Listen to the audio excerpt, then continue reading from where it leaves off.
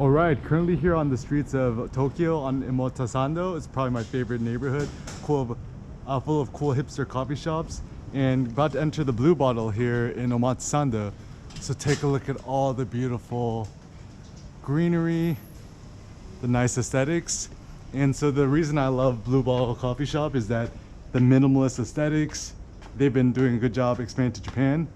Check out this cool little random pop-up here. Beautiful day, and then about to enter the Blue Bottle.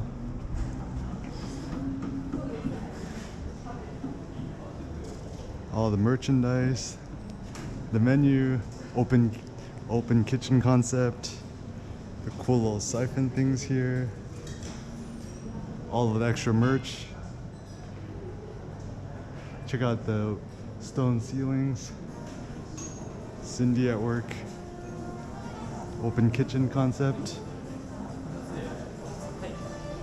Yeah, all these people doing work inside here. Nice view inside.